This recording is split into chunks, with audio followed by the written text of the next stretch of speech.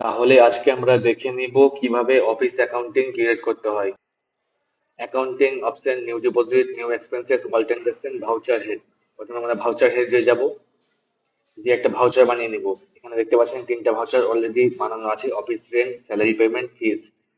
তো আমরা এখন একটা নতুন ভাউচার বানিয়ে নিব, ইলেকট্রিক বিল নামে একটা ভাউচার বানাবো। টাইপস দিয়ে দিব এক্সপেন্সেস, ইনকাম হলে ইনকাম দিবেন, এক্সপেন্সেস হলে এক্সপেন্স দিবেন। আহ, এখানে আপনার দুটো আছে, এক্সপেন্সেস আর ইনকাম দুটো আছে। এখানে চারটা লিস্ট আছে, office rent expense, salary payment expense, fees expense, electric bill expense. এবার চলে যাবো অ্যাকাউন্টে। আমরা নতুন করে একটা অ্যাকাউন্ট বানিয়ে নেব।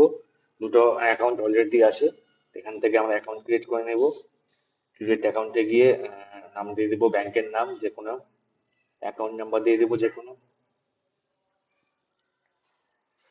তারপর ডিসক্রিপশন দিয়ে দিবেন, ওপেনিং ব্যালেন্স দিয়ে দিবেন, তারপর সেভ করে নেবেন। এইভাবে ব্যাংক ক্রিয়েট করা যায়।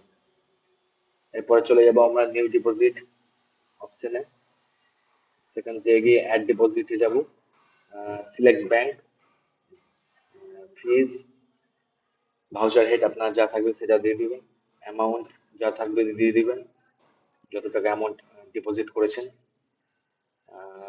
পেমেন্ট ভিয়া ক্যাশ, অনলাইন সব আছে, আপনার ইচ্ছে মতো দিয়ে দিবেন এবং সেভ করে নেবেন।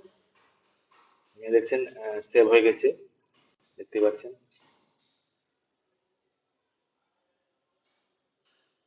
এরপরে আমরা চলে যাব নেক্সটে, নিউ এক্সপেন্স। এখানে অ্যাড এক্সপেন্স এবং ব্যাংক সিলেক্ট করে নিব, ভাউচার হেড সিলেক্ট করে নিব, তারপরে রেফারেন্স নাম্বার থাকলে দিয়ে দিবেন, অ্যামাউন্ট লিখে দিবেন, ডেট লিখে দিবেন, কোন ডেটে এক্সপেন্স হয়েছিল, তারপরে আপনার পেমেন্ট পেমেন্ট ভিআটা সিলেক্ট করে নেবেন, ডেসক্রিপশন থাকলে দিয়ে দিবেন, আর ছবি বা কোনো অ্যাটাচমেন্ট থাকলে এখানে ফাইল থেকে সিলেক্ট করে আপনারা দিয়ে দিতে পারেন এবং এটাকে সেভ করে নেবেন।